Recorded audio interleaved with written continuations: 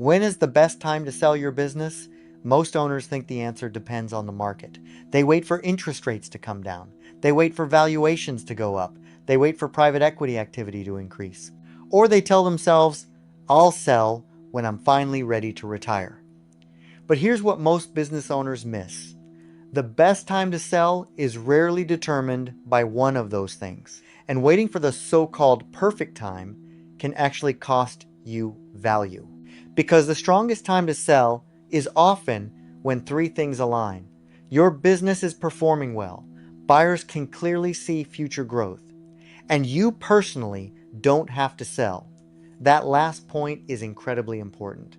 Because the moment you need to sell, your negotiating leverage can begin disappearing. So let's talk about how you actually determine the best time to sell your business.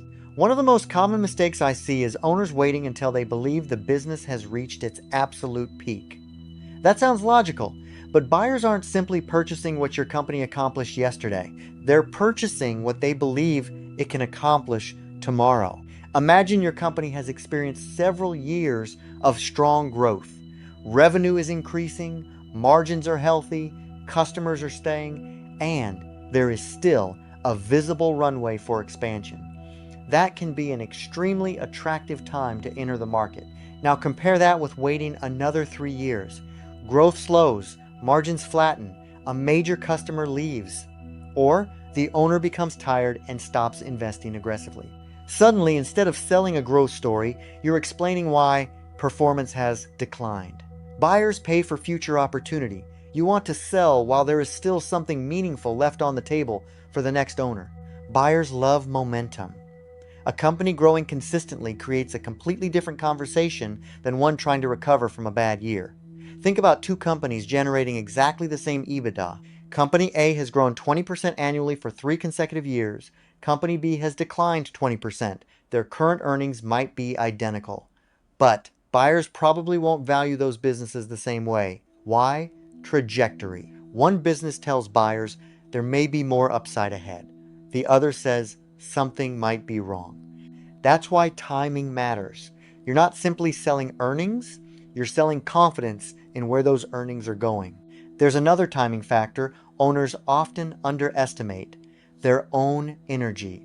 Building a company for 15, 20, or 30 years can be exhausting. Eventually, some owners mentally check out before they financially exit. They stop hiring aggressively, they postpone investments, they stop pursuing larger customers, and they begin managing the business for lifestyle instead of growth. There's nothing inherently wrong with that, but buyers can see the consequences in the numbers. Growth slows, employees become less accountable, opportunities get missed, and eventually, the business that could have been sold from a position of strength is being sold because the owner is exhausted. Ideally, you sell before burnout begins affecting performance. One of the strongest negotiating positions in M&A is the ability to walk away.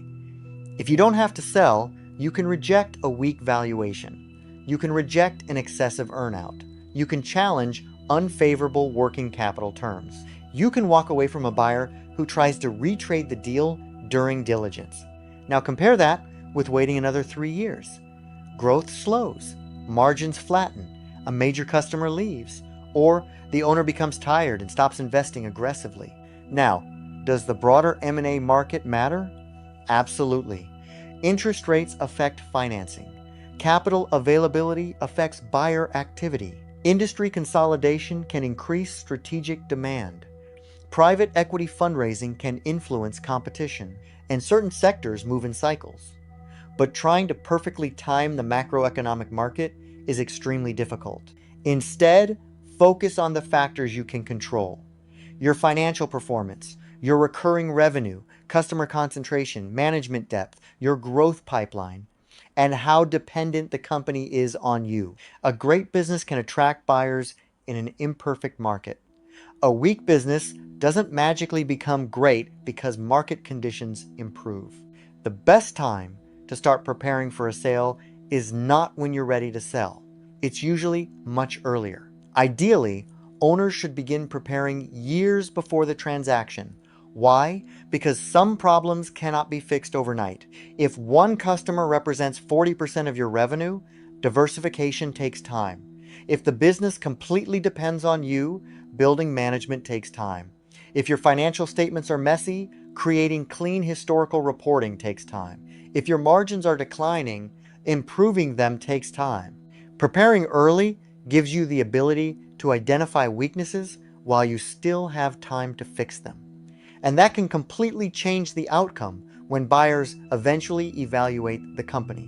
So, when is the best time to sell? It's usually when the company is performing well. Growth is visible, your financials are clean, your management team is strong, customer risk is controlled, the company isn't completely dependent on you, and buyers can clearly understand how they can create additional value after the acquisition. Most importantly, you're approaching the transaction from a position of choice rather than necessity. Don't wait until you're exhausted. Don't wait until performance declines. And don't assume you'll recognize the perfect moment when it arrives. Prepare early, understand what drives your company's value, and create the option to sell while the business still has momentum. Because in M&A, the best time to sell isn't necessarily when your company has reached the top. It's when a buyer believes there's still more mountain left to climb. Gill Agency, strategizing your success.